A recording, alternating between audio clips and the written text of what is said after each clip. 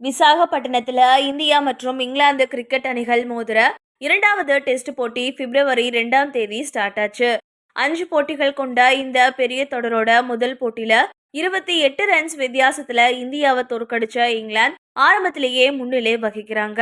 அதனால வெற்றி பாதைக்கு திரும்ப வேண்டிய கட்டாயத்துல இந்த போட்டியில களத்துல இறங்கின இந்தியா டாஸ் வின் பண்ணி ஃபர்ஸ்ட் பேட்டிங் செய்யறதா அறிவிச்சாங்க.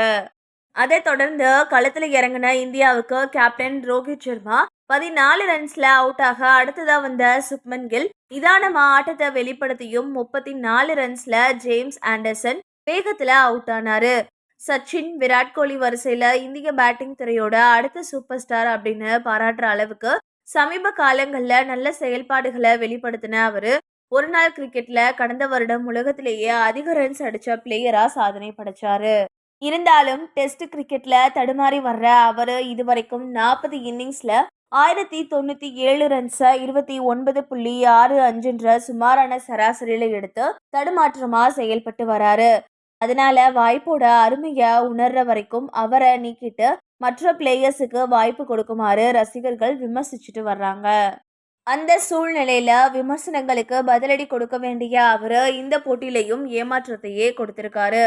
இந்த நிலைமையில அனுபவ பிளேயர் புஜாரா விளையாடின 3வது இடத்துல நீங்க தொடர்ந்து இப்படி விளையாடினா சீக்கிரத்துல நீக்கப்படுவீங்க அப்படின்னு கில்லுக்கு முன்னாள் பயிற்சியாளர் ரவி சாஸ்திரி எச்சரிக்கை கொடுத்திருக்காரு.